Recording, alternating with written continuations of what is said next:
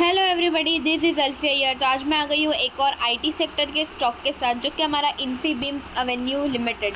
ये एक 18 रुपये का स्टॉक है, जिसके फंडामेंटल्स काफ़ी ज़्यादा स्ट्रॉन्ग है। फंडामेंटल्स में जैसे कि इसका मार्केट कैप 6000 करोड़ का है, रिटर्न ऑन इक्विटी इसको अच्छा खासा 6% का है, डेप्ट टू इक्विटी जो कि इसके ऊपर बिल्कुल भी ना के बराबर है, डेप्ट एकदम कम है 0.05% का।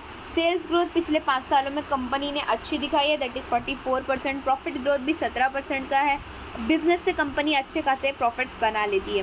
बैलेंस शीट की बात की जाए, जो कि फंडामेंटल्स का सबसे इम्पॉर्टेंट पार्ट होता है, उसमें कंपनी ने फाइनेंशियल हेल्थ को स्ट्रॉन्ग इंडिकेट करा है। जैसे कि इसके प्रोजेक्ट्स वगैरह भी है, तो उससे भी हम लोग को ये क्लियर होता है कि इसका जो फंडामेंटल एंड फ्यूचर ग्रोथ है, जो भी अपकमिंग इसका होने वाला है फ्यूचर, वो काफ़ी ज़्यादा स्ट्रॉन्ग हो सकता है। तो यहाँ पर अगर मैं आपके इसको प्रोजेक्ट की बात करूँ, फोकस ऑन डिजिटल पेमेंट पे इसका फोकस है। सॉफ्टवेयर बनाने पे, एआई की टेक्नोलॉजी और इंटरनेशनल एक्सपांशन पर।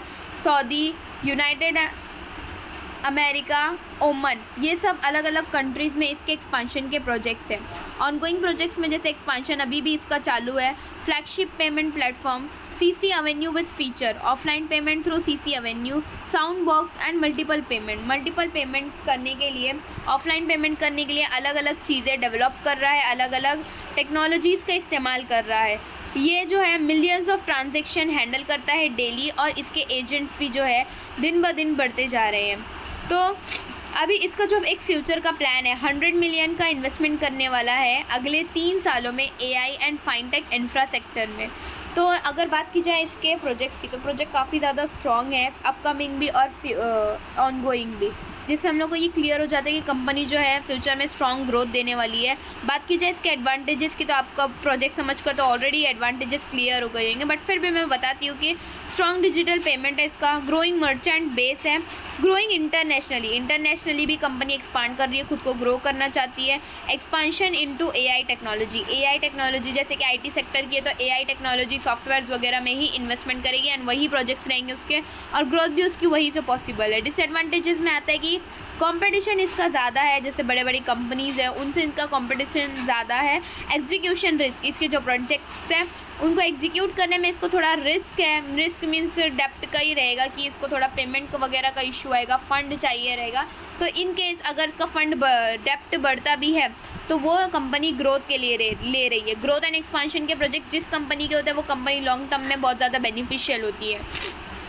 इसकी बात की जाए इसके ट्रांसपोर्ट की, तो ट्रांसपोर्ट सऊदी अरेबिया, यूएई, ओमन, अलग अलग कंट्रीज से इंटरनेशनली इसका एक्सपांशन है।